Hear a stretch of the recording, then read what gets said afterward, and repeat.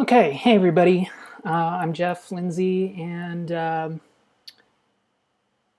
watching me live stream. We're going to be working on a project that we started last week. It's actually on my YouTube channel.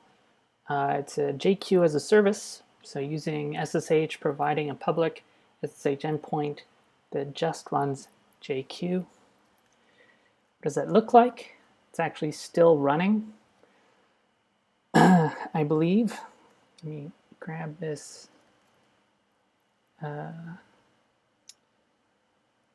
This IP, which isn't quite the IP, that's what I want.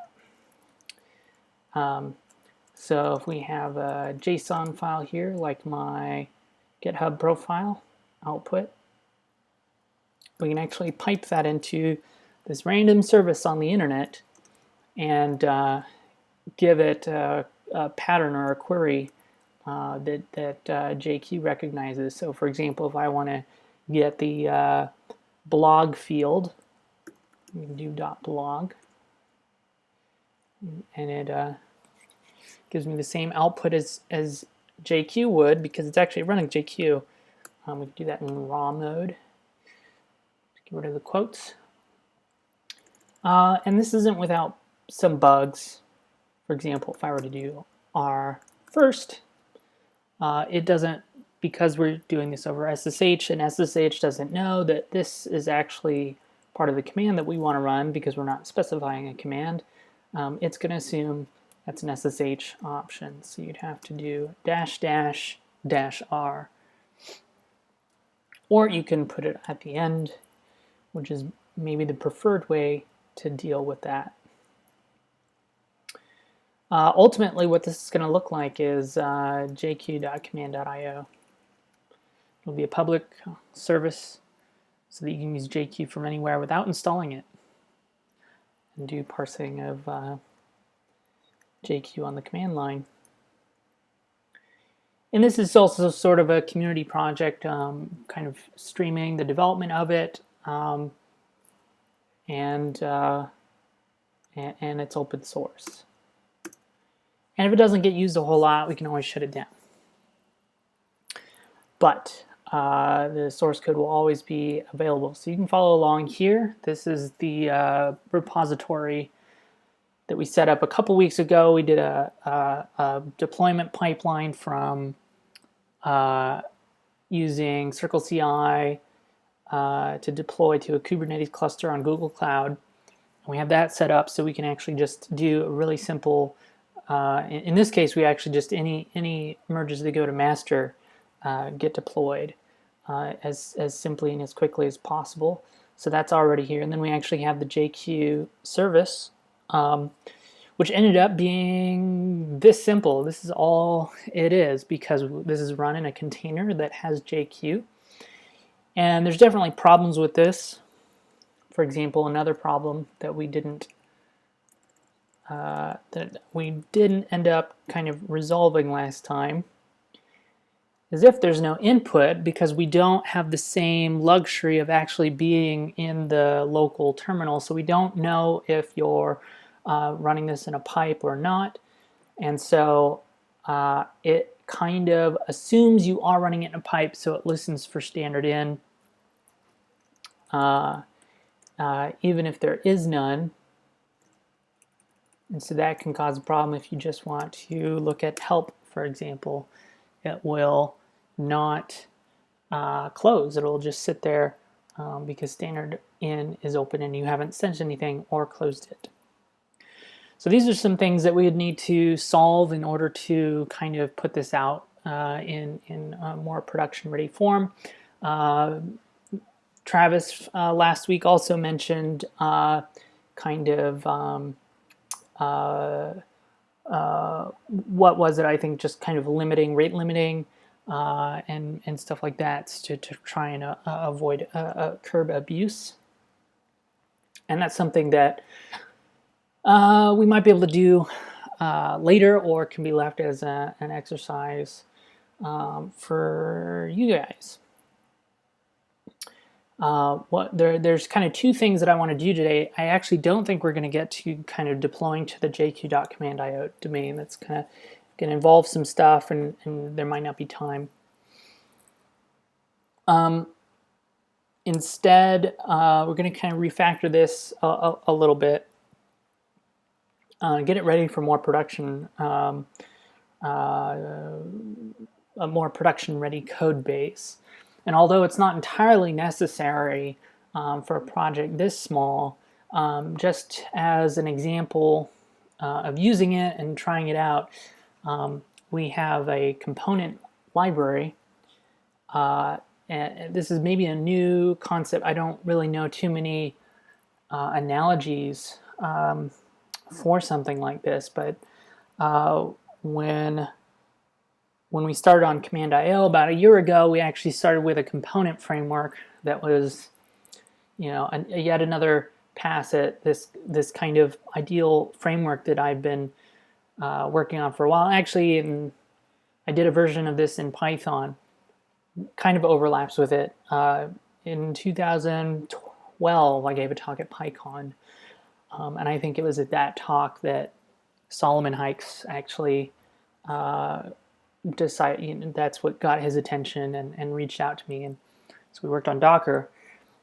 So I've done versions of this for a long time, and one of the key things about this component framework is this idea of extension points and extensibility, which is a really important theme in a lot of my work, and it's something that is very important. I think it's not only a matter of having extensibility for your users to extend, but it actually having those parameters in there makes it easier for you to build a manageable, loosely coupled system.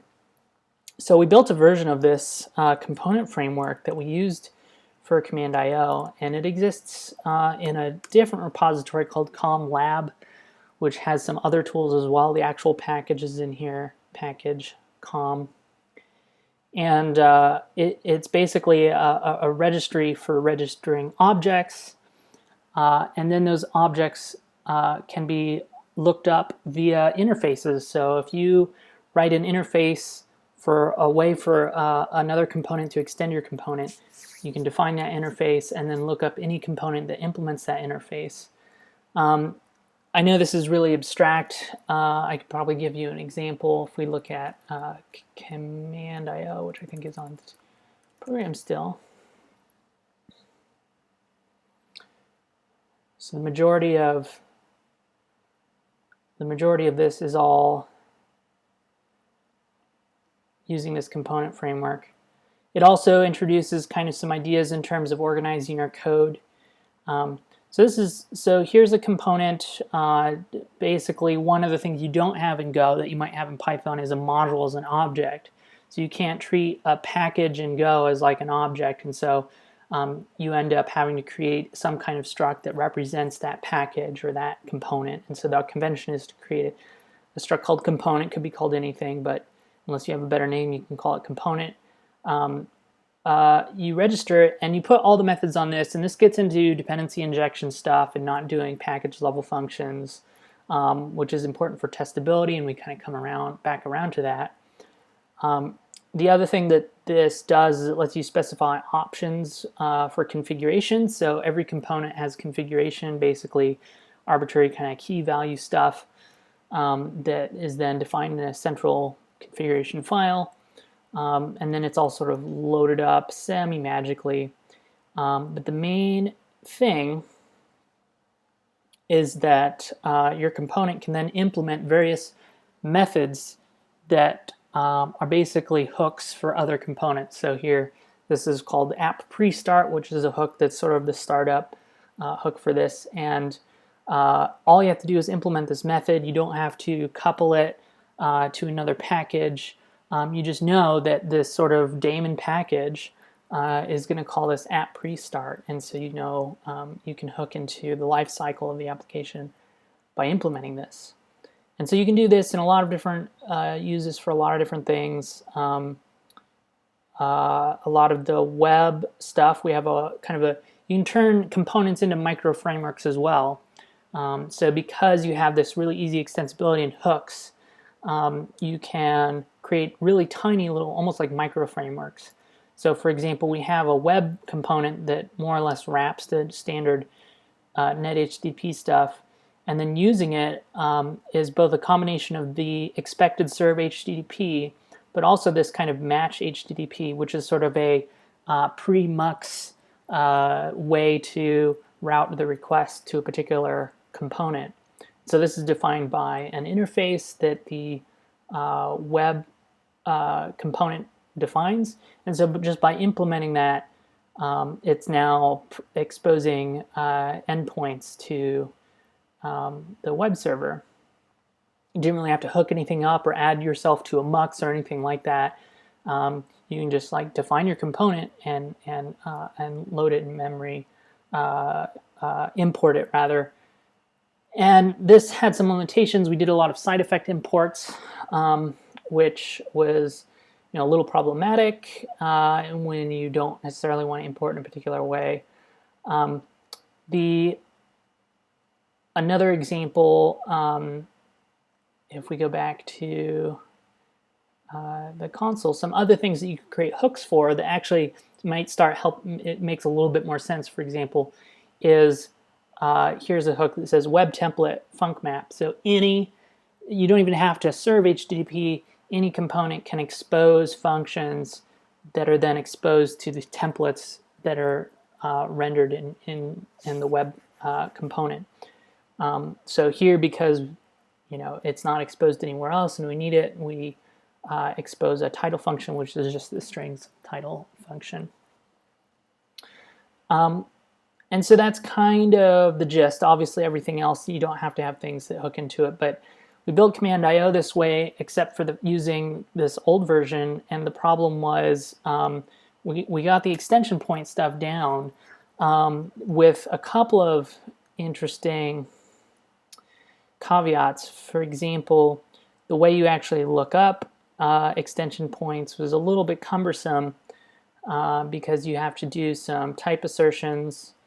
So here we have our handler interface that's used for handlers to register themselves, and here's this template func provider. In order to access those, you do com enabled. You also have components can be enabled and disabled, which is really nice because via configuration you can disable certain components. Gives you the equivalent of feature flags. So you can have different, for example, release channels that have different features enabled or disabled. So com enabled will return.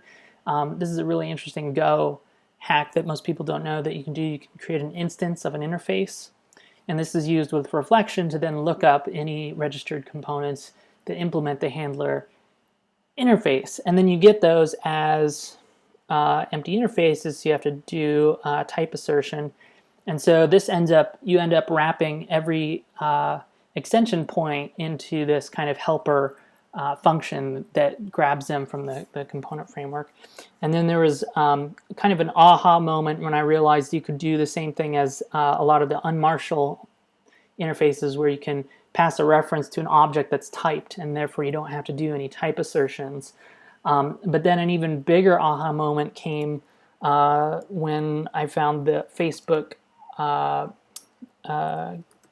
GitHub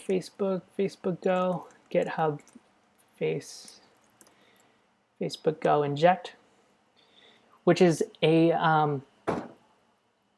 package that's for dependency injection, and there's kind of been this the stuff I'm doing with extension points is technically very related to dependency injection, except it's not exactly the way people use dependency injection, mostly to create loosely coupled stuff, and you can create mock instances for tests and stuff like this.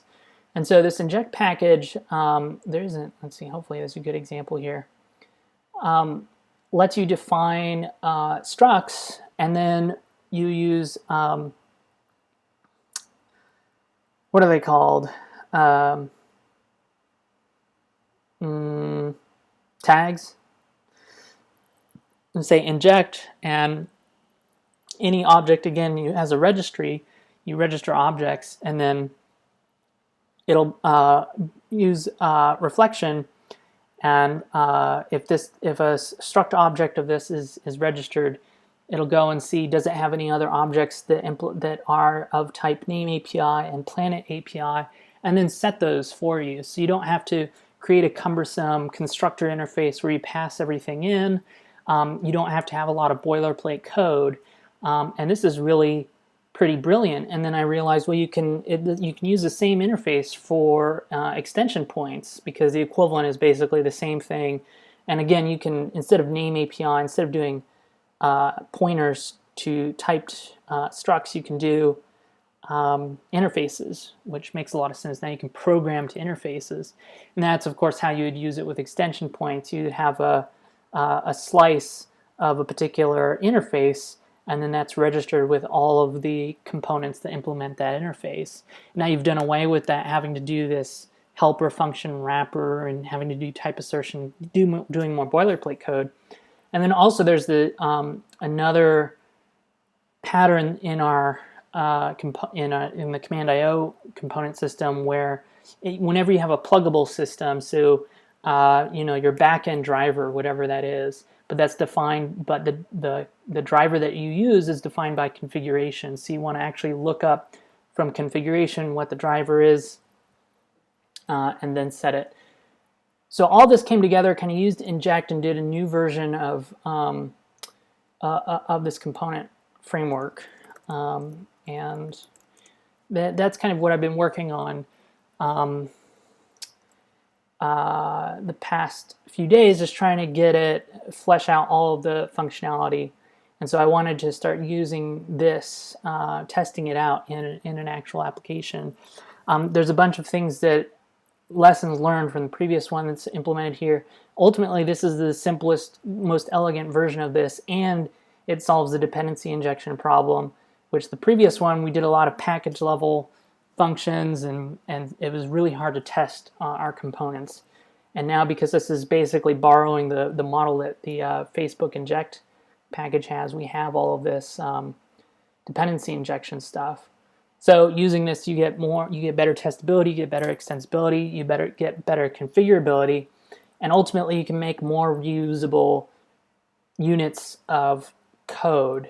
And we've already been building a lot of reusable components with Command IO and some other projects, and those will be really easy to port to this framework, and then that'll allow them to become more testable and all this stuff. So if you look at again, there's no docs. This is very fresh. It's not very complicated. There's this concept of, there's a registry, and you can register objects, and there's some other stuff that you don't really use. You don't use most of this stuff. You mostly use the default registry and then register objects, and that's it. And everything else is sort of done for you and done in your struct. So as an example, there is an example app in this repository.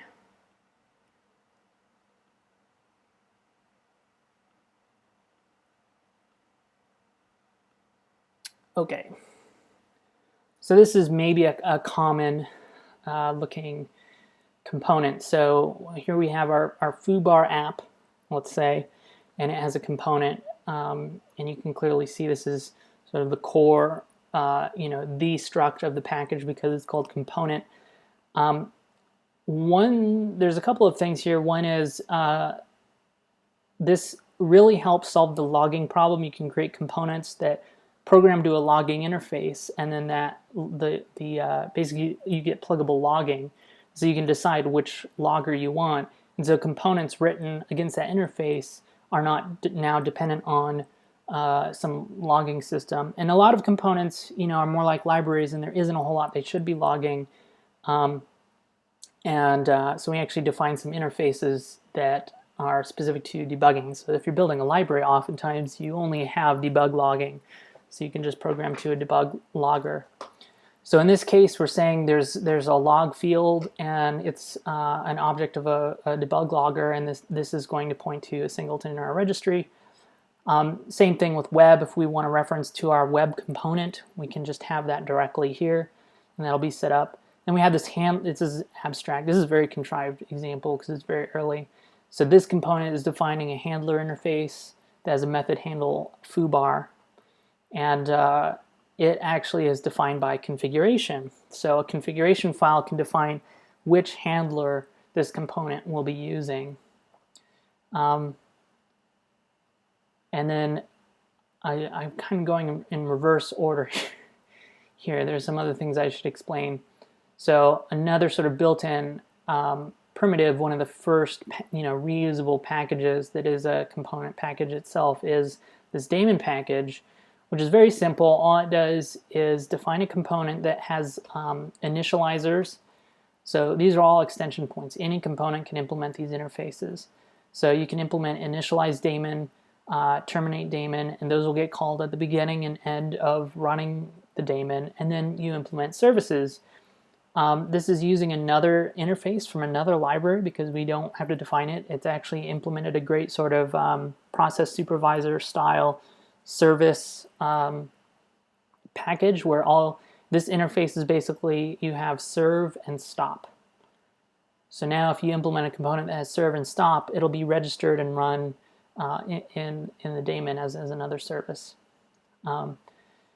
This also defines an entry point that basically sets everything up, orchestrates the registry and the configuration, and then calls these extension points, sets up the services, sets up termination on signal handle, and then serve everything. So this is a very common basic component. So here we use it here. We use it for initialization to debug print out some stuff. Here's our service. We're just a loop where we print some stuff out using the logger and sleep. And then we stop, where we're just printing stuff out. And then there's the config system, which is actually a separate, kind of optional. And again, this is all interface based. So I really love Viper. And Viper gives you a lot of these methods, and I've done other configuration systems, and you basically have the same thing. So here we're just defining a generic settings interface, and then this is what the config system kind of programs to. So we've defined this API as well as this API, and then our actual implementation, again, you could have a different config system, but here using Viper, we basically use Viper and load in the configuration file and set up all the configuration and hook into initialize config and stuff like this. So what this means is you have a configuration file. It could be YAML, it could be JSON. Viper really supports anything. I like TOML. And so here you can basically say every component name and give it some configuration. And so now, whenever you have a component, you don't have to expose configuration to configuration file. It's immediately configurable if it's a registered component. And so stuff like your logger, if it's registered as a component, can be configured via the same configuration as all your other components. So the way this works to kind of take advantage of this, it starts with this this hook. So initialize config, you get a config, which is a settings object specific to this component. Immediately you want to set some defaults on it so that this is where your component can define defaults for its configuration. And then the easiest thing to do, there's a lot of, you can use all those get string, etc. The easiest thing to do is use config load, which is basically unmarshalling into a struct. And you could actually unmarshal it into this component object, but a lot of the time it's actually kind of nice to separate that out into a config struct. And so this is just kind of inherited or is a embedded struct in our component. So our component can just use those values. And if anything else needs to be set up, that can be done. But otherwise, that's it. And one of the nice features of this is that you can use Go docs to document your configuration. And so this is very, all your extension points, because those are just interfaces, those are all things that you can just document with Go doc. So that's generally it. There's also the logging stuff, and really briefly, you know, this is kind of a contentious thing, right? Everybody has their preferred logging library, and so this actually kind of helps. I've used a lot of them, and this is a little opinionated, but the general idea is we're all kind of trending towards key value style logs, but you also want to support kind of normal log strings and you know, printf style logs. And I was actually really impressed with the Zap, the Uber Zap logging package, and it actually defines a couple of log levels. And I actually don't use warn or error. I only do debug and info, but I assume people want warn and error. And I don't even bother with fatal or panic because I don't think those are good things to use. And so the logger in Zap actually has, for every log level, debug, which is like print, debug F, which is like printf, and debug W, which actually is the message, and then a bunch of key values as arguments. So you have a key and then a value, and a key and a value. And this is, you know, a pretty great simple interface that I've seen. You know, it seems like a common pattern. And so they have this for every log level. And it wasn't defined as an interface, though, oddly. And so here I'm just redefining those as, in this case, separate interfaces that are then aggregated here into a logger interface that has width. So you can add more key values to the context, you know, create a new sublogger. And so, you know, this is semi-opinionated, but also kind of best practices and all that. And it makes it really easy for example, Zap. We can just use it because their sugar interface implements all of those. But we can also now have one that's based on the standard log package. And in order to implement that interface, we do have to do some extra stuff to get the, you know, log print to actually do key values and log levels and stuff like that. There's nothing too fancy about this, but just as an example, you can use standard logging, Zap, or another one. You just have to implement that interface and register it, and now anything that programs has a logger field can log without being coupled to a particular log implementation.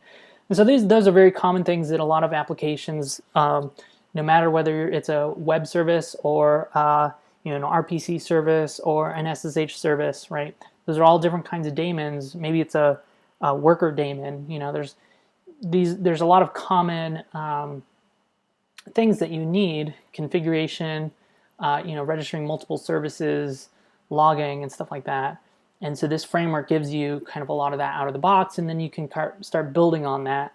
Like I said, there's a web package and stuff like that. So one of the things that we're going to do here is actually build an SSH package, SSH component, based on one that we implemented for Command IO. And we'll kind of use that as a starting point in our using this component library in our JQ service. So we can just look at this all, and again, most of the time these components are just wrapping a library. In this case, it's wrapping Glider Labs SSH and creating various extension point interfaces.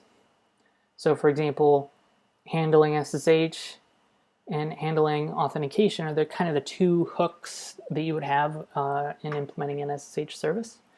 So those are defined here. And then all the options that you would do to configure the thing are exposed to the configuration system. So we're going to have to kind of retool some of this to work with the new component system. Here's what the service actually looks like.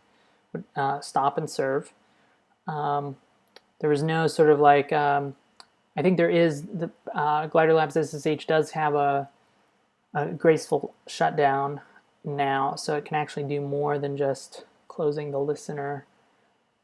But here's basically setting up some options from the options and setting up the extension points and the handler. Let's see. And doing some common boilerplate stuff that you do all the time. And so this will actually, in theory, reduce the code even more in our applications. There will be very little code at the end of this.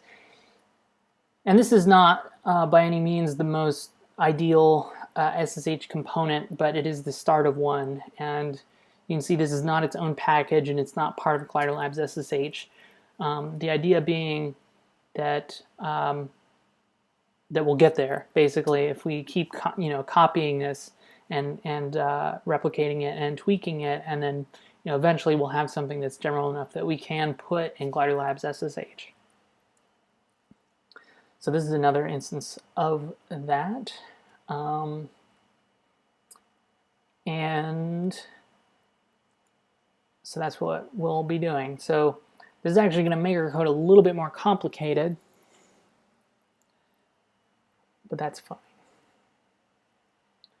I'm also doing this just to prove it. I've written some tests for the new component framework, and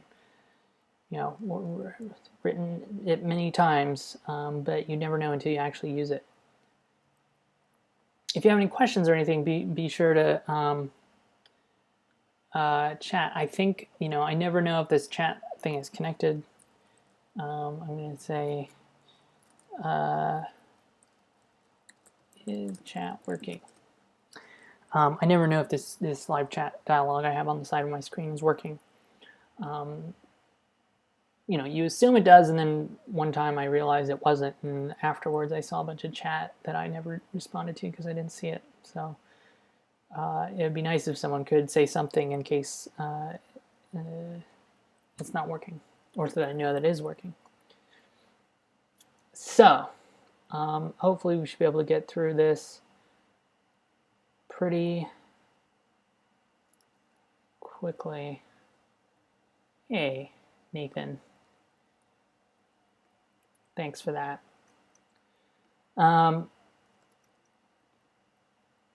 Let's see. I guess I'm going to copy. Let's see what we got here. So we just have a single file that has our SSH service. And so we're going to start making this a little bit more complicated. This is a common structure. It makes more sense for larger applications, but I'm just trying this convention a lot with this component framework, and it's been refined a bit. So this is sort of our main component, JQ serve.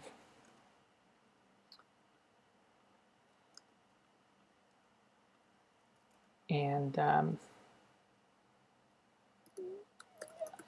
usually split things up into different files depending on what interfaces they're implementing, but to start we'll just create a single file. And then the SSH component, because it's sort of not core to the application, we'll put that in lib. And so lib is kind of a nice place for components, component packages that are likely to be split out into their own library at some point. So they're not so dependent on, interconnected with the application. So that's a great example. I'm going to copy, I think I'm going to copy a different version of the SSH component from our project that we did recently. So I'll have to get into my, let's see.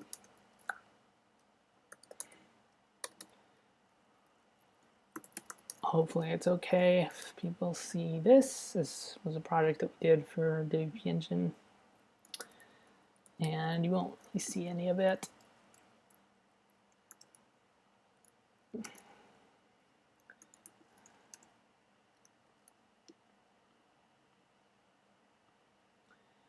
And so this had some other stuff like max life and idle timeouts and stuff like this that were added later in Glider Labs SSH and now exposed here. So we're going to have to refactor this to work with the new component system, which will actually also eliminate some of this like init stuff. One of the patterns that we figured out was instead of having having the side effect imports, which is actually pretty nice. For example, to register all your components, you have a single place that you can do that near your entry point.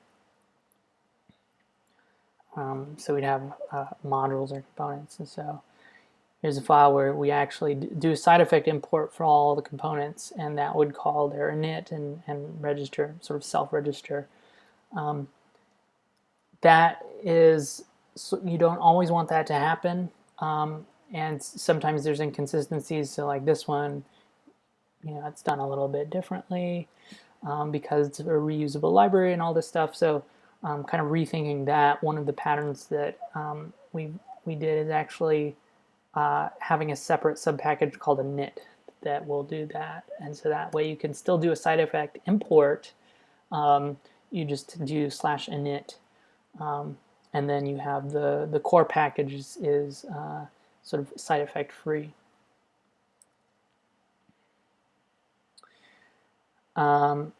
So we'll maybe get to that. Maybe I'll do a placeholder init directory for now as a reminder.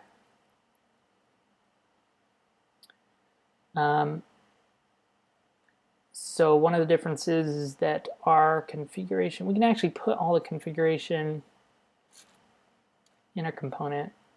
I'll do a separate struct because that's kind of, again, a little bit nicer for the docs. If you go to Go Docs, you can see a struct called config, and that clearly defines what you can define in configuration. And so, originally this would grab those values. Now you're just setting it up using getters,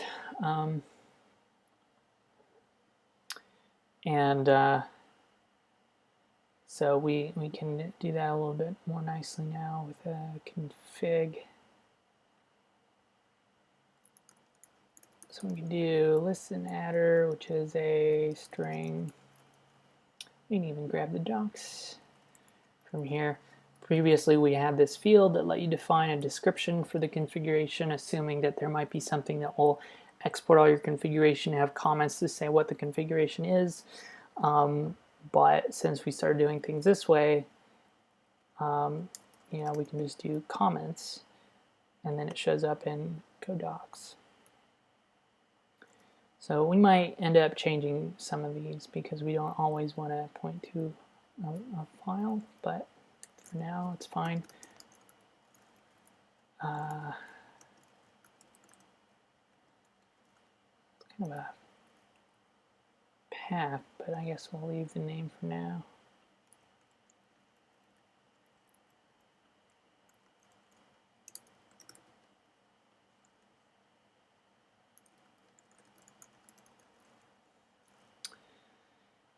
This is actually a duration, which we support now in our configuration. Before we didn't, because we only had basic primitive types.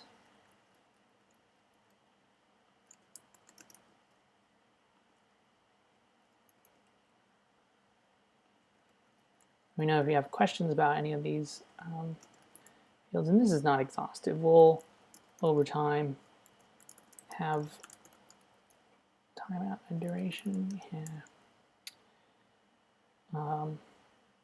more configuration that we would want to expose here, and maybe change the names and stuff like that, but just trying to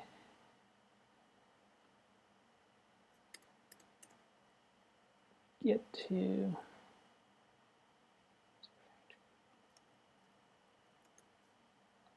in fact, I don't think we'll even need this because we're not doing any registering here. All of this can stay the same. These are great. Simple single method extension point interfaces. We'll need to make those a part of our component though. So we assume that there's one handler. So and here's kind of the magic. Compared to inject, we only have this sort of like singleton, whatever is in the registry. You know, the first one that it finds if it's an interface and multiple interfaces, unless it's an extension point, then it has all of them. But inject actually supports some other things like private, or it will, if it's a struct type, it'll create an instance of it that's private to this component, and it has also named components because you can name your components as you register them, your objects, and then you can kind of hard code in the tag the name of the one that you want to use. Neither of those were really common cases here.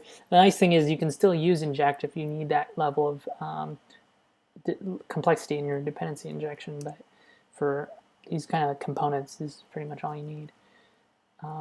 And I guess I should call these handlers. Here's now a proper extension point auth handler.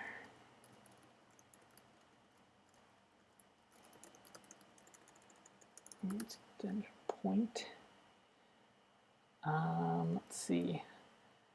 We also want all of our config to be part of these components. Embedded types are great.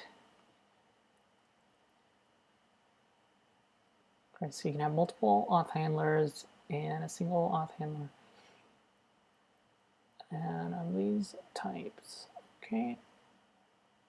I'm pretty sure we don't have to change much here. One of the nice things is we can lose the actual hard dependency on the component system, which we needed to look up configuration now, because that configuration lives in your struct. There's no dependency there.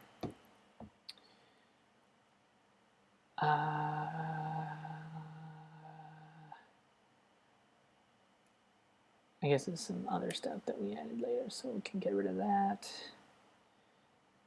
Actually, you know what? I think this is implemented in, because I remember someone found a bug here. We might not need this because this timeout stuff's really important. It gets to that kind of hardening the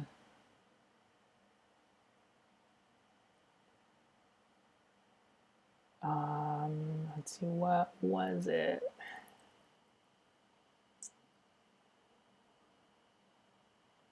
Wrap?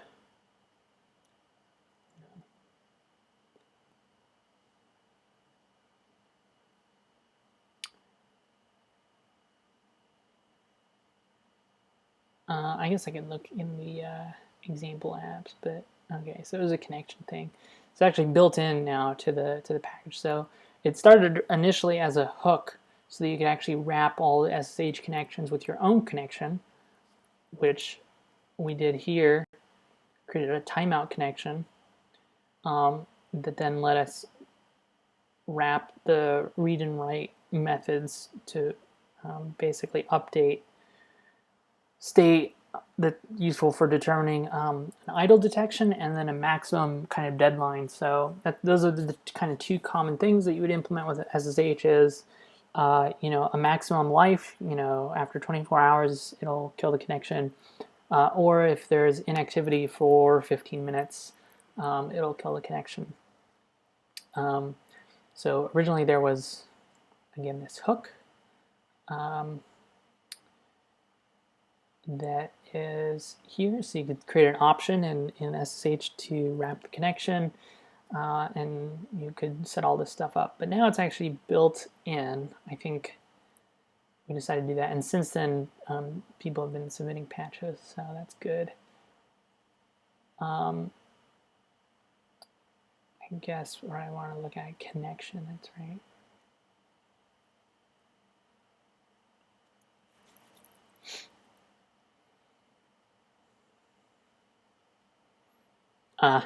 Even more, we actually have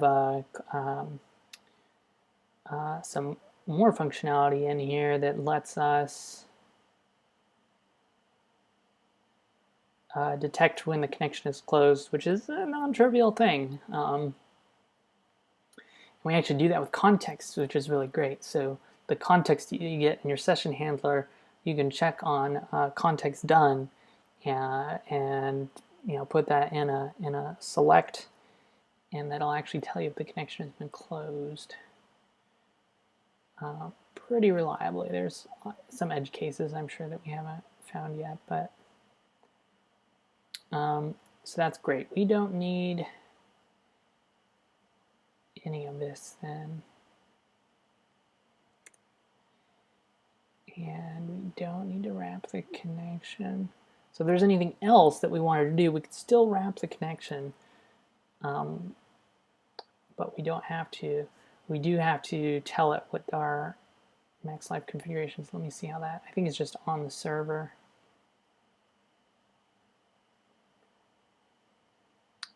Yep. Idle timeout, max timeout. This code's getting a lot simpler. Although, I mean, I guess we can just set them idle timeout. What do we have? Did we not? Let's see what we got. Config. Oh, this wasn't saved. That's why it wasn't auto-completing. Where was I? So component idle timeout, and we just set it like that. It's kind of nice. In fact, in theory, I mean, we could make the component also embed the server. Just trying to think. It has its own serve, but that's fine. We can still wrap it. We still have to set it because configuration is setting config. So I'll just leave it like this for now and come back to it. Go on max timeout, max life. I guess I'll change that to max timeout on this end as well.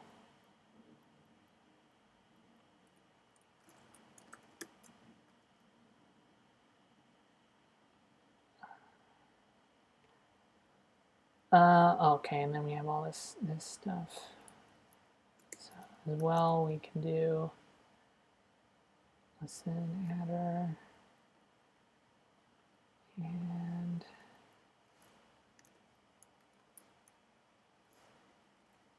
boop.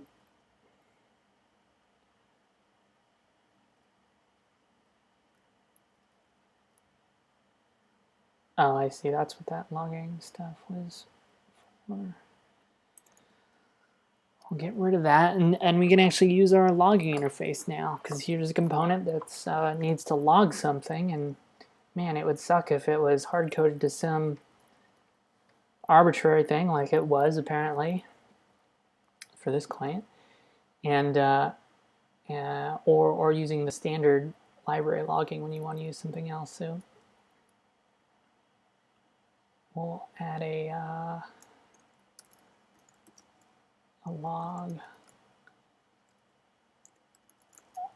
logger singleton. So now C log, and this is info. Let's see. In fact, I could limit it to just info.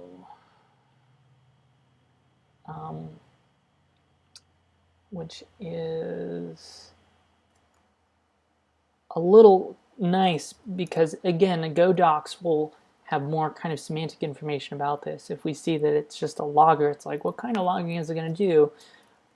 But if the type is actually debug logger or info logger, then we would know that it's only doing one of those. Although you can't do info and debug, I'm going to have to create some more composite interfaces for that. So this is, yep, not this log.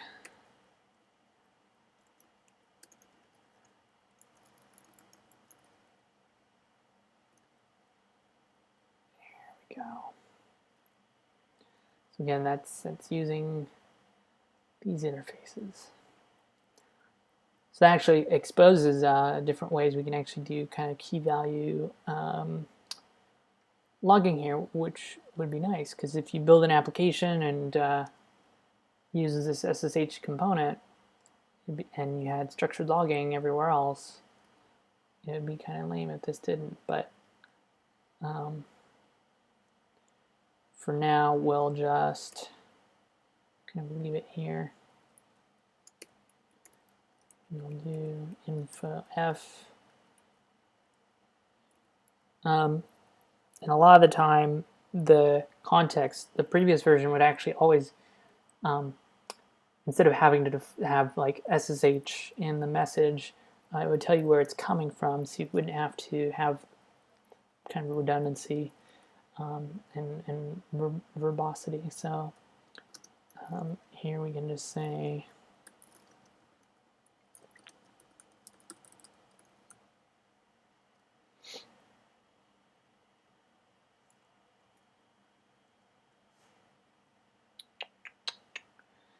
so obviously, I mean, this needs to be cleaned up a bit. We're a little bit limited by the interface that Suture defines for serve. There's no way to actually return an error from serve, but in theory, you're able to set this stuff up. In fact, we might even want to set the listener up in a different part of the life cycle, but okay, and a new server. Yeah, so this is a new server that's basically hooked up with our extension points. We can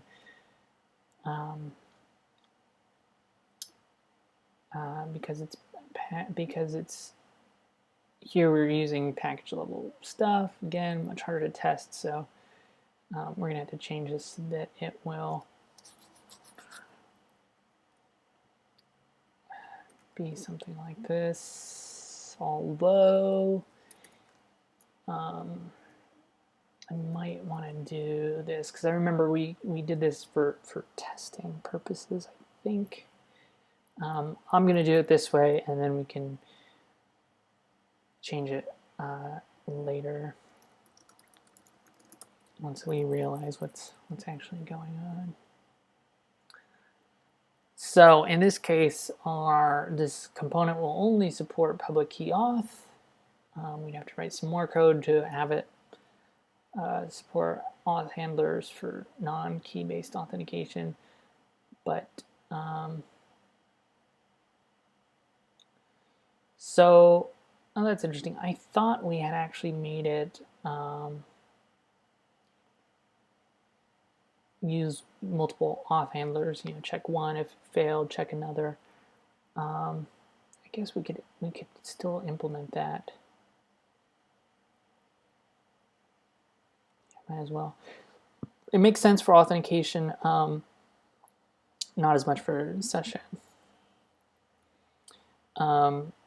Maybe if we wanted to get into like routing or something like that. Let's see, handle auth. So again, this is very specific to public key auth. You can imagine, especially if you have multiple auth handlers, that they could support different types of authentication. I'm not quite sure how to handle that yet, so we'll just continue to just assume that if you have multiple handlers, they will be for public key authentication. So the way this is going to look, because we're refactoring from this old COM system, now we can just say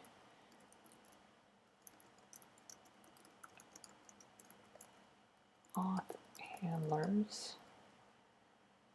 Let's see, we may want to log that there's no auth handler, but in our case, for this JQ thing, we have no authentication, so we actually expect there not to be authentication. We don't actually want this, this log message for everyone. So we'll just take that out. So we're going to do handler, and again, the system is so much nicer because you don't have to do this type assertion. Handle auth, context. Keys is going to return true or false. If true, we return true here. So we're creating kind of a handler wrapper. We're setting a server option for public key auth, and we're just kind of delegating that to these handlers. It's kind of to be expected of components. A lot of the time they're just wrapping existing libraries and hooking things up and making them easier for things to hook in together.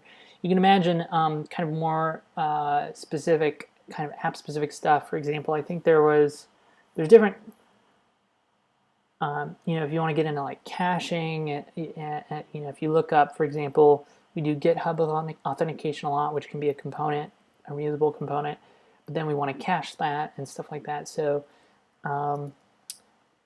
this component is a great place to define, a richer semantic for your hooks, richer semantics for your hooks.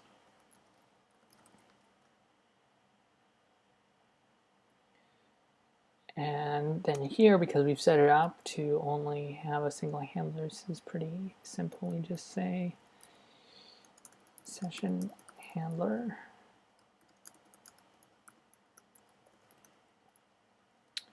I'm trying anything.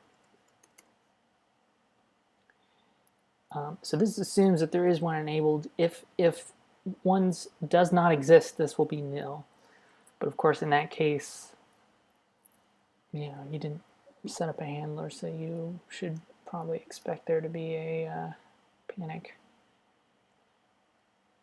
I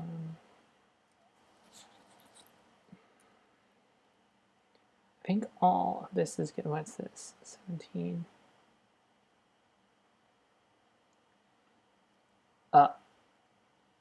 Auth handlers used as a value. Well, it's not a method, is it?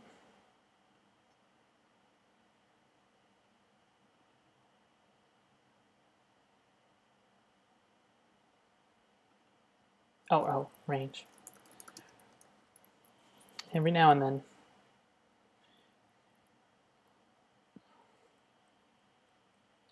Okay, so we've actually made this a lot simpler with less dependencies and all that, so that's kind of nice. This could, in theory, actually all live in one file, but I'm just going to leave it like this for now. The component also came with like a dev host key that would use, so that reminds me of configuration. So one of the new things is we have to create this, if you want configuration to be loaded, you have to manually do this. I mean, it's as simple as it can be. But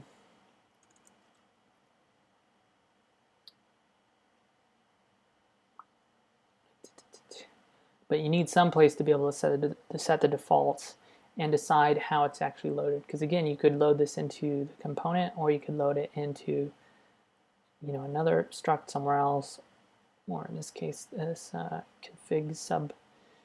And we could just do com. I don't think anything conflicts. I think the reason there is if you had a configurable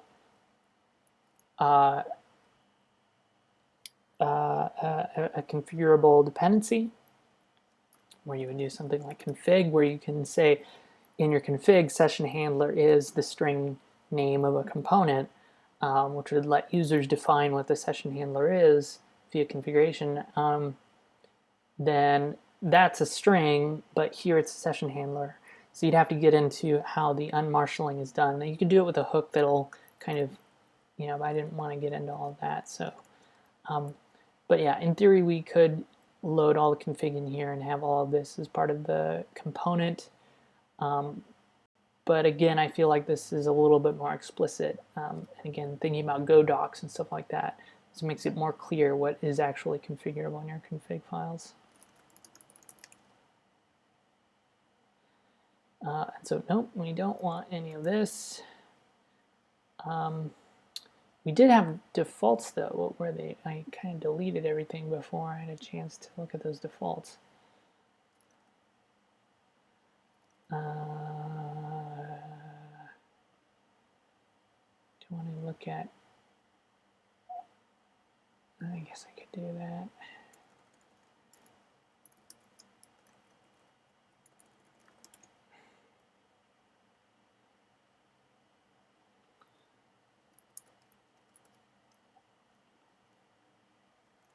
So, what is that field called? It's an adder. Oh, how is this gonna? This should be. Let's see. What does that get?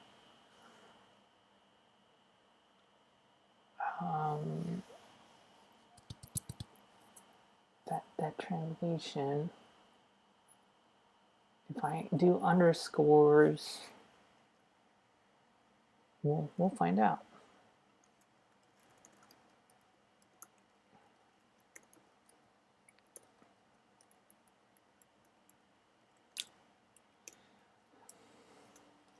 I used to do empty interface 0000, but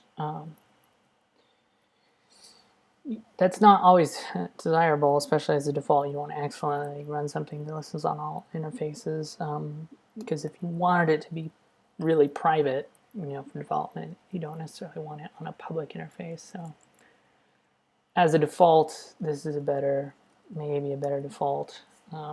You can always override it to be 0 in the configuration.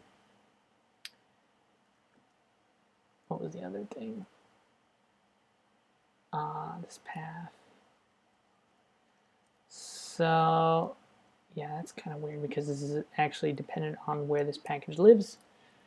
We'll figure this out another time. For now, we'll just deal with that. Excuse me. We'll see how these names actually resolve if they map properly. I think they will. They have SSH data, that's all correct. And then our defaults here, which the SSH library doesn't define any defaults, so you can have an infinite life, and no other timeouts. But let's see. I guess we can also not define them now. For now.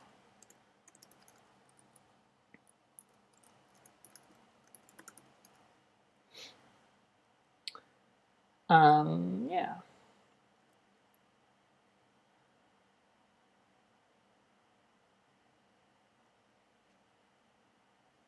So we've got all this. I'm actually going to do a simple kind of hello world here just to test this. Oh, I guess I could do JQ. Okay, so what this would look like is I'm going to define a component. And do I really need anything? I think everything's really taken care of by.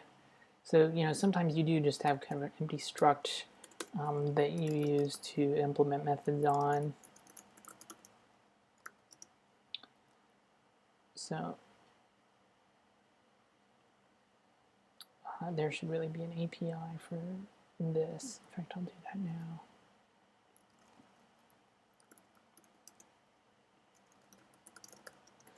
Making it clear if you want to look at the interfaces that you're implementing. That's where you can read them.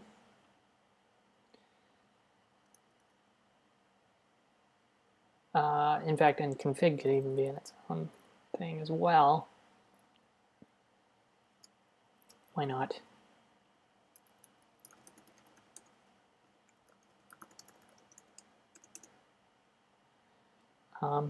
This sort of thing, you know, it's sort of like, but you know, it's like you can really quickly get to the information that you need. The other pattern that you can kind of see here, the reason why there's a service file is because that's implementing there's a package called service that defines the service interface. So this is where we're defining that. We define serve and stop. So in general, that's kind of how we define files, which is really nice because if you want to see what a component implements or extends or hooks into, you can see it really easily by looking at the files, the file names that it has. So it's just kind of nice to split these things up, and you know, this is kind of an ongoing pattern to figure out the best way to do this. But so maybe we'll want to do this here as well as this config specific hook.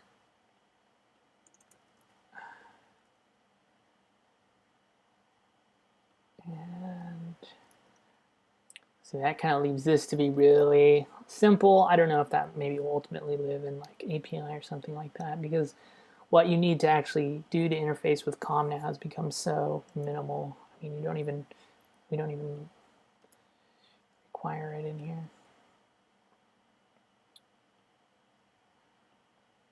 Okay, so what we were looking for was handle SSH. That's what we implement here. SSH session. Let's see, what was that? Glider Labs SSH. So it should import that automatically. And it's basically the same thing as this. So we can take that out and put it here.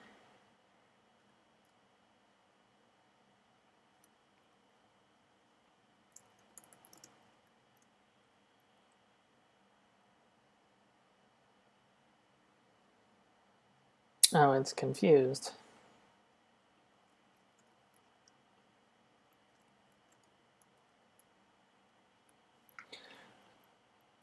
Yeah, and we don't even need any of this now.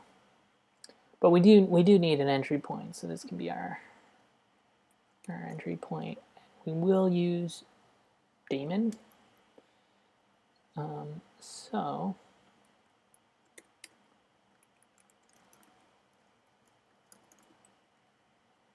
daemon run JQ serve. And this is probably also where, instead of creating a separate file, we can just do some of these imports here, which we don't have. How do you, again, we're going to do this init thing here. And if you're doing your own like component stuff, we could just, you know, do the init here because it's your application, and you know, who cares if you're registering stuff as a side effect import in your component. But if it's a reusable library, you kind of want it to allow the user to decide whether it's going to have a side effect or not.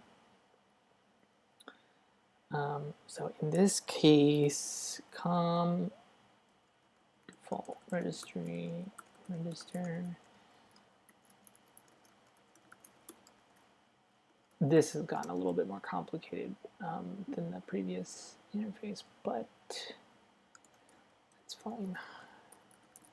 And most of the time you're just implementing an empty component. Any initialization you could do in a lifecycle hook.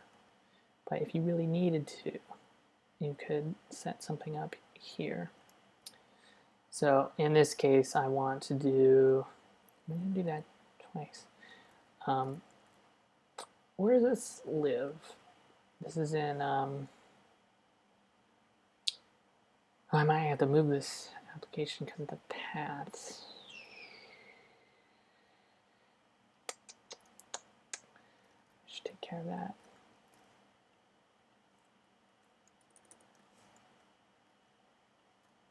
I don't think we're going to get to the load testing stuff and creating a client. This is taking a little bit longer than I thought.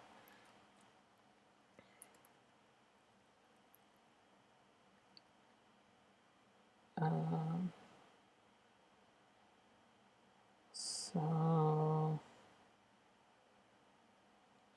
if I recall, I do this weird thing with my paths. I don't actually, this isn't actually in the Go path. Yeah, so I don't even have that organization. GL, what, prototypes?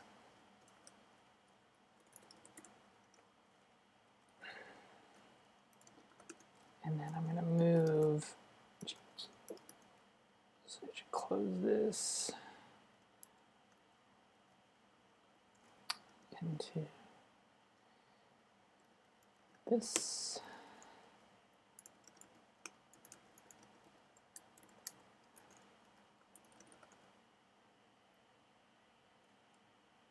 Okay, now it'll be a proper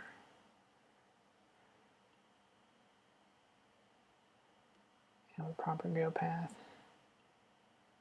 What will we change this? So we're gonna do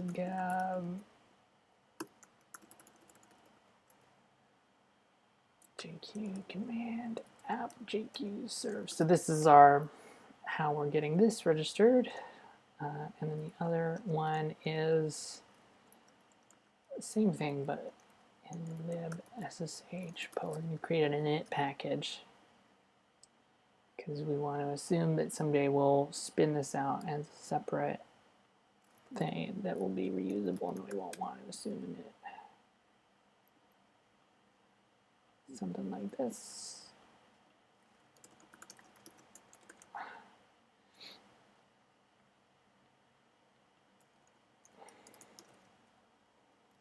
And it's going to do some imports. Okay.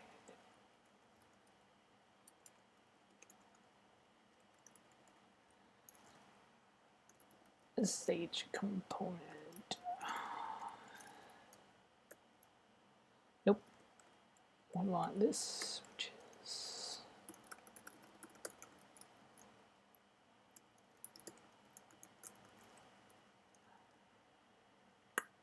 there we go. So that would work. Yep. Yep. And I think that's it. We can create a configuration file and start configuring it, but since we have the default set up, it should actually run, so I'm going to try running it.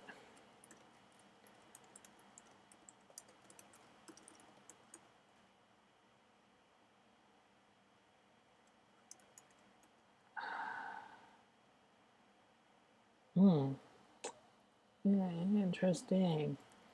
So that's something I didn't fix in the new COM, is actually supporting no configuration file. So I'll fix that later. For now, we'll just do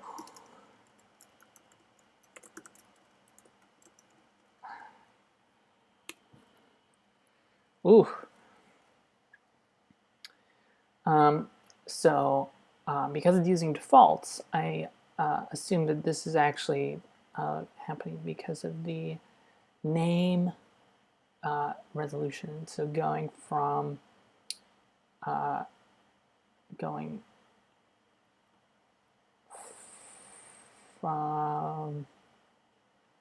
this to this.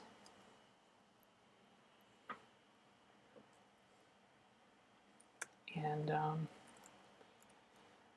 we can set this because behind the scenes I think it's using map structure. So maybe we'll just use their tag to define what we want it to look like, and that should solve it. I'm surprised that didn't work though, you know. Oh god, the docs are not great. Maybe they are. What do we got? Nope. Tags. See, it seems like it already assumes, I don't know, should do the right thing, but it's not. Unless this isn't the problem.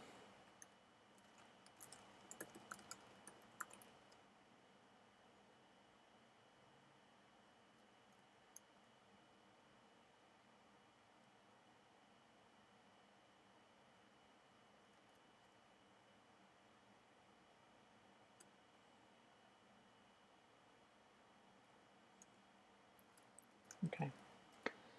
So I don't know why I need this, because I thought it was good at like, hey, I'm going to turn underscores into make the case, but I guess not.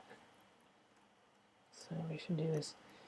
But I mean, this is good. This makes it explicit again in Go docs to say what is the value that you're going to use in the configuration file. So I don't actually have a huge problem with this.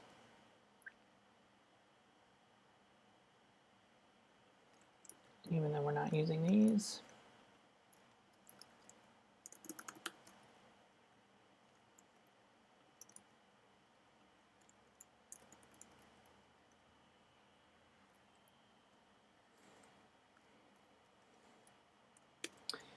So again, we should be able to test this. This will run JQ. Localhost 222. I'm going to have to do SSH key gen. Yep. Clear that key. So I guess we'll just do help. Permission denied. So the way we set up this was, if we don't have an auth handler, then it never returns true. So it's funny because this is actually something the original crypto SSH package did, is you had to explicitly say no authentication is allowed. And the Glider Labs SSH package just assumes no authentication is fine if you don't have an auth handler. And if you wanted explicitly no authentication, you do an auth handler that would return false. In this case, what would we want it to happen if you don't have any auth handlers? Or we could do just that and implement an auth handler that returns true, which I think maybe is the better way to go.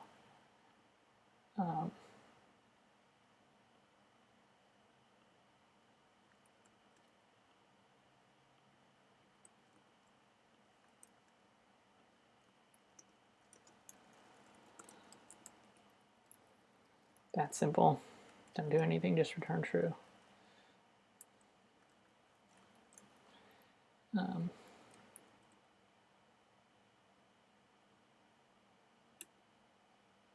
That's interesting. What logger is it using? Oh, yeah, I think the last time I was messing with the daemon thing, I actually had it use, yeah, the standard, which I think makes sense. Instead of using Zap, which would make them look a little bit differently by default. Again, all that would be configurable, which is kind of cool.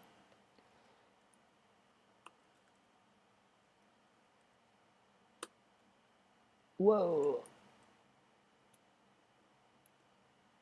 What's the problem? Okay, permanently added. So there we're getting help, and it's still doing that thing where it doesn't. Let's see. What could we do about that? It'd be nice to figure that out. So it's assuming,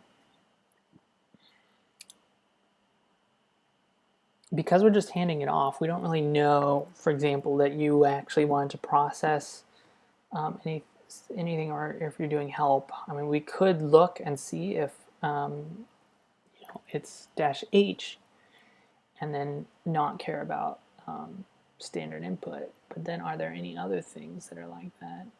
Well, I wonder if colorize works.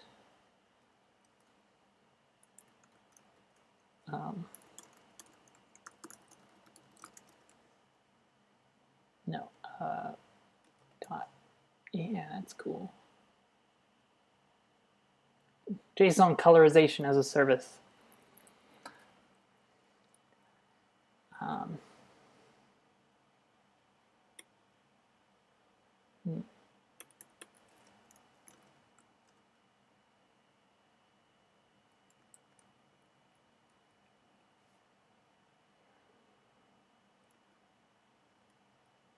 Yeah. So I think, and what happens if you do just this craziness? Why is that happening? I forget. I'm not setting terminal something somewhere. So we could check command to see if it has dash H, and if it has dash H, then don't hook up standard in, because that's kind of a good enough solution for now. Which we just have to like go through each of these.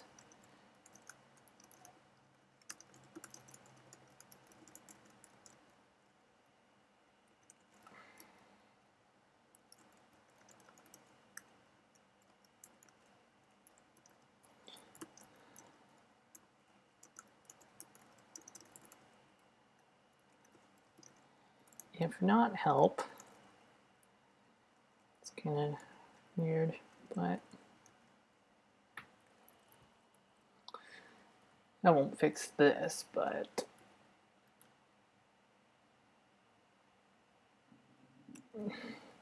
so at the end of the day, all that we've done today is changed how the logging output looks and allowed it to show help without holding the connection open.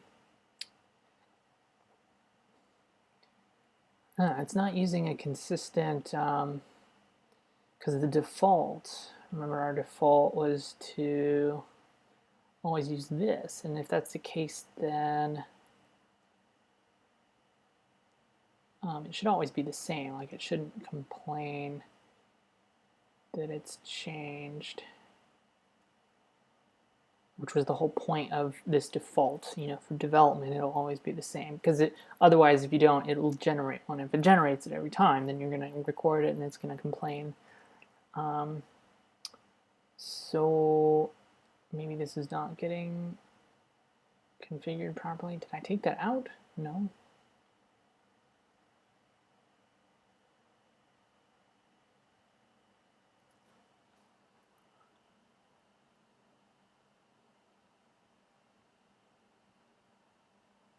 I guess it's because it's relative. It's a relative path. Again, it's one of those things where it's like it's this making assumptions about where it's run from. Yeah, maybe though I'll you know, this kind of, we're getting to a point where we want to make file, in which case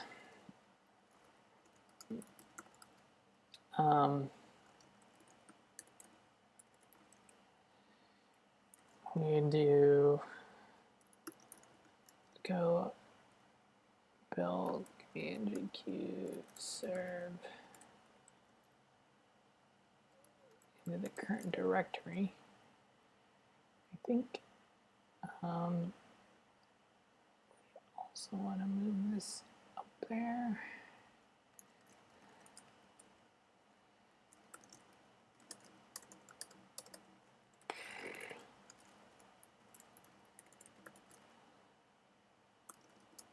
Goodbye.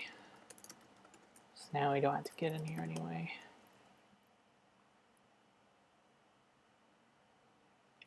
One of the things that ComLab had was a loader. So using some of these assumptions of the directory structure.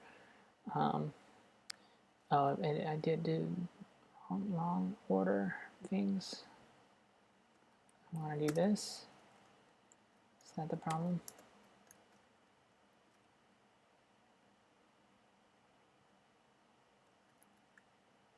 And this.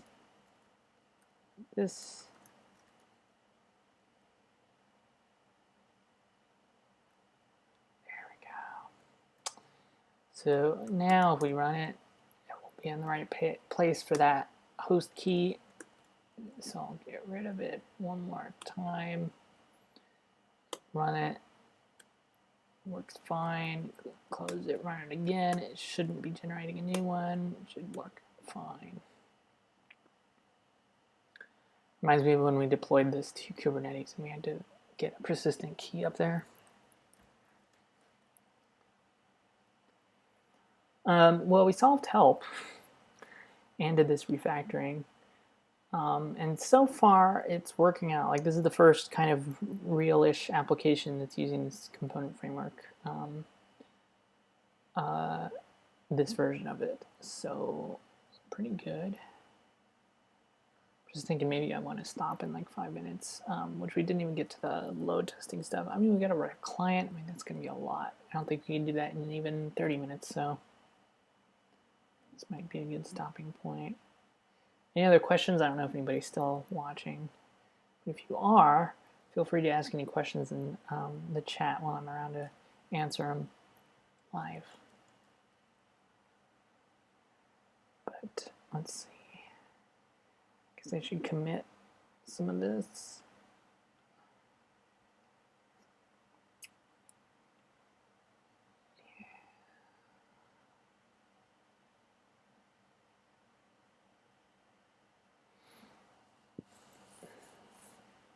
In fact, we could deploy this. That's probably a good thing I should do, is actually get this thing deployed.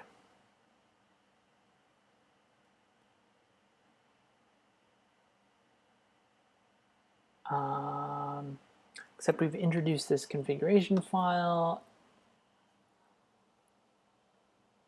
So we'd have to change our manifest a little bit because now we'd have to have a configuration file that's in there. But it's fine. We did this for command IO. It kind of looks like this.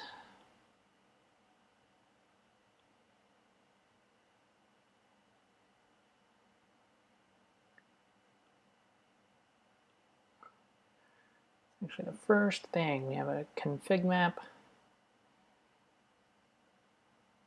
with one value, which is our config toml, which in our case, let's see, we'll just have this SSH configuration. We don't have any of this other stuff to worry about. We didn't even test this configuration, right? We can do that here. So the it does a suffix matching. So in this case, this component, first of all, it uses the package path. If you wanted to, you could do the component, but you're always going to be saying component. So so more or less, this is configured by calling it by its package name. If there was another package that had a component registered, you just have to have a longer part of the package path. But for the most part, you're just doing like the package name, and that would be enough to configure it. So let's try getting it to listen on a different port and make sure that that works. Yep. Do I want to version this? I guess. This, by the way, will say is shorthand for 0000. So all interfaces, whatever. So we do. Okay, so the way this works is this is the container that builds it.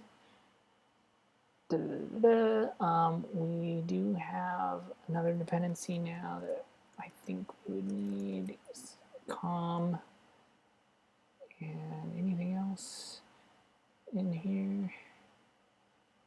Just this application. Okay, that's fine. Sure we didn't use any other. These are all packages of com. Okay. It's with two dependencies. It's not worth setting up dep, or what was the other one? Slide, swig, swim, glide.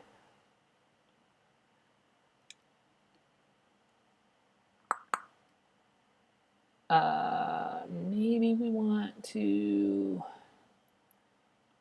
let's see, putting it in this directory. I guess this is fine. This is slightly different than the way our makefile does it, but I don't think it matters because we're going to configure where we're going to override the default for the host key. Oh, I think we actually want this to run on 2.2 because that's what, yeah, it's all configured to. It creates a load balancer on 22, but it assumes a container on 2.2. So I'll set that, and then we want to get that in there. We already solved this though, so like where did we put that? Host key, temp, host key. I guess it was hard-coded, right? Where was it hard-coded to?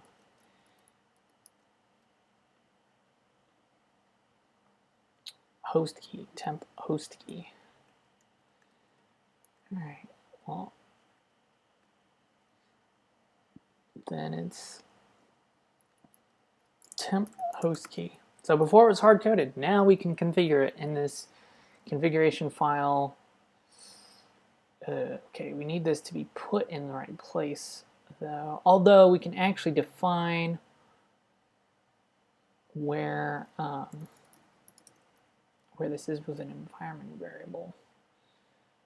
So we'll need to mount this as well. So we'll grab volumes, config map, volumes, config volume.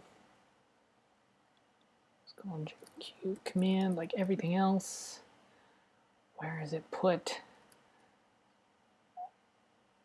Mount volumes, config, /config. So it's like /config. Okay, there it is, specified like that. Okay. So config, huh? I guess that's fine. So the way, I haven't tested this. Maybe I should test this before we deploy it. So if this is not in the same directory or doesn't exist, it's going to complain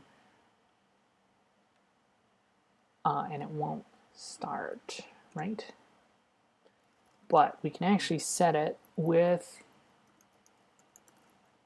environment variable, local jkeyserve.toml. I just haven't tried this before, but that works. Okay, so that's how we'll set it up in this. We're setting an environment variable, which we haven't done yet. And name value.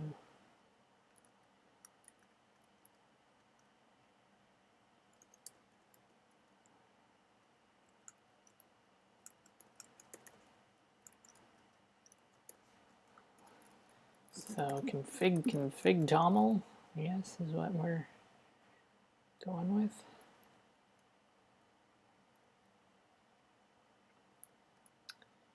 And okay, I think that's everything for this, and I don't think there's any reason why this won't be able to be deployed by Circle CI. So in theory, I should be able to commit this, although maybe I want to put this back out here.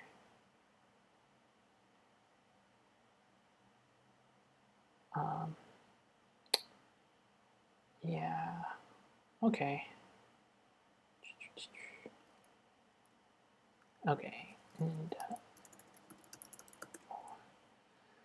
create a lib directory, create an app. modify that. I guess we can do get diff. Yep. Yep. Yep. Yep. Yep. Yep. Yep. And a bunch of new files. So I guess we'll add all that.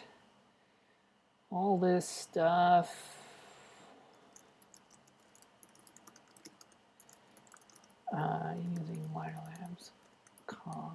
It's the main thing, but we also and fixed help.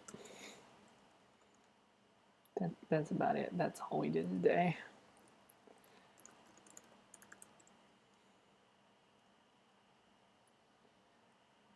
So I guess we're about done. We'll just watch and make sure it's deployed and see if we actually fixed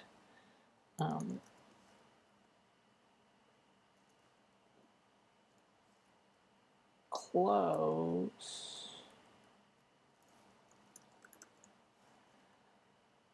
Yes. No. Goddamn autocomplete. Pro, toe, types.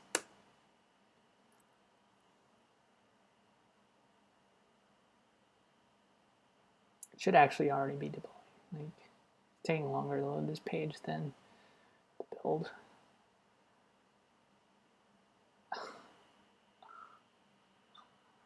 Not even where I want to be yet.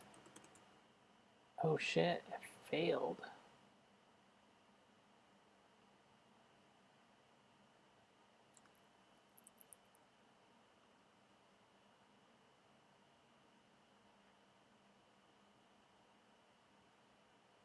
What's the problem? Because it's building there, and what can I find package? Oh, because it's not putting it in a Go path. Because it's importing its own packages. That's true. Oh, and of course, the com package has its own dependencies. That it does assume. So okay, we can fix this. First of all, we'll get these dependencies in there. What's our go path in this container? I have no idea. Where is it putting stuff? I guess I can find out. Go.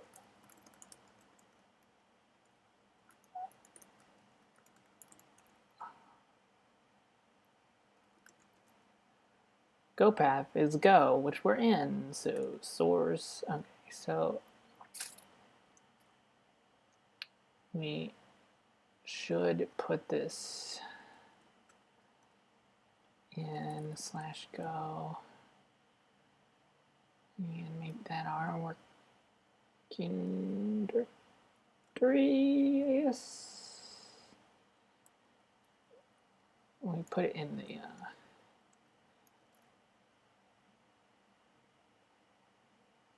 yeah.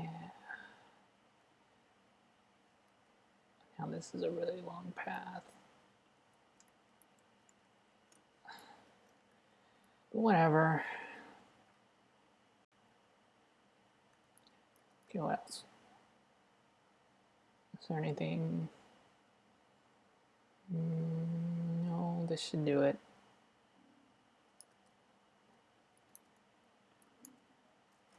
Okay, this time it'll work perfectly. Get out of this container. Add dependencies, put in, right, go back.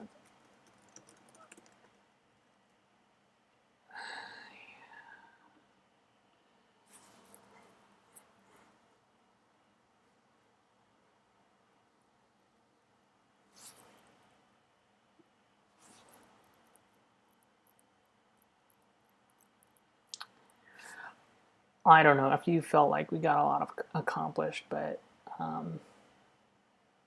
I did get, after working on the new component library, it's nice to see this working and soon in production.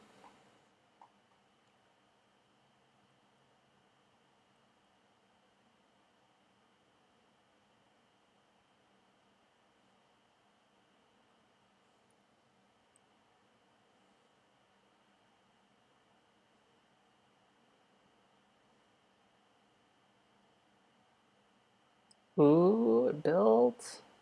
Wait, what? Oh, this is the. Okay. What? It built twice? I don't know, man. Oh, build binary and then build image. Okay. Whatever. Now you're pushing it. Now we're deploying it. It's actually creating a new resource. And is proxy still running? Did I close it?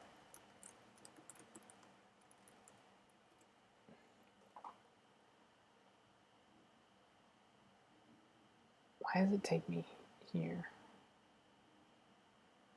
Let me just make sure. And if we look at the log output, it should look different. Oh, that was good question. Somebody asked what the DRI tool I used. Let me check this real quick. Cool. So that's using the new logging stuff. So it is using the new stuff, and it started fine. And we already know this, but there's a config map. Cool. Okay, so the question was the DRI tool. DRI is actually an alias. Does this work? So it's very common to do interactive Docker run, and we want to remove afterwards to clean up, and we want to take standard in and set up a terminal. So that's the shortcut for DRI. And then I was just running the Golang image. So this is depended on, so 19 Alpine, right? And that dropped me into a container, which I was able to look at the environment to see what the go path was, even though it was pretty obvious that the current directory is probably the go path. And then I can just exit out. So making it easy, and so I'm running Docker for Mac, so it's just really easy to jump into containers and stuff like that to kind of inspect them interactively. I have a bunch of aliases for Git. If you saw me do GPU, even though that sounds like a graphical processing unit, that's actually Git push origin and GPR. So I have a handful of those aliases, which I'm sure I should probably point out next time so it's not confusing. But yeah, I think that's about it. So if there's any other questions, try and get them in before I decide that I'm done here, which I think I am. This is working. Oh, we're going to test it. That's a good idea. Get this IP again. It's super cumbersome.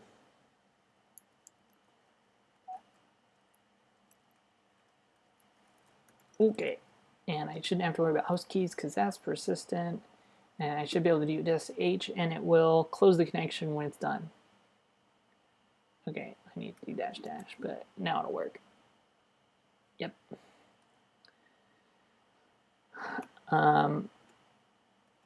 Yeah. So next time we'll actually get to the load testing, which now that this is running, it's actually running on a Kubernetes cluster on 2 hosts, but we can set up like auto scaling and all this stuff. We want to see how it actually performs. It should let's push the limits, see what it can handle with how it's deployed right now, and see how far we could get. And there aren't really great tools for load testing SSH services because who builds custom SSH services? So there's plenty of great tools for web services, though. So the original plan was the second half of this stream, I was going to build a SSH client that's wrapped in a web server. So it's kind of a gateway from HTTP to SSH for the specific purpose of doing load tests. So then this can run on the same machine that does the load test generation. It does a bunch of HTTP requests to this endpoint, which does SSH connections out, and then we get similar useful metrics like how long it took to establish a connection. And I mean, it won't be the actual connection because it's going through a proxy, but we'll at least be able to see like how long it took before we get the end of the request and stuff like that. And that should be kind of a good enough. And then also we're just kind of like seeing like how many concurrent requests can we get before it falls over, whatever. I've actually never done this with any of this SSH stuff, so it'll be good to kind of see what that looks like. But we'll do that next week unless something else comes up and we want to build something else. I could also do more of these streams throughout the week. I've been trying to do them consistently at Wednesdays at this time, which is 4 p.m. Pacific. Here it's 6 p.m. We've been thinking about trying other time slots, maybe earlier, maybe later. Maybe that's something I should poll. But I am doing these every week, and I might even do them more often. So if you like these, definitely subscribe to the YouTube channel, and then you should get updates when new events are posted. I don't know how that works actually, but either way, you should subscribe to the YouTube channel. And that's about it for today. Thanks for watching, and I hope this was useful. Okay. Bye.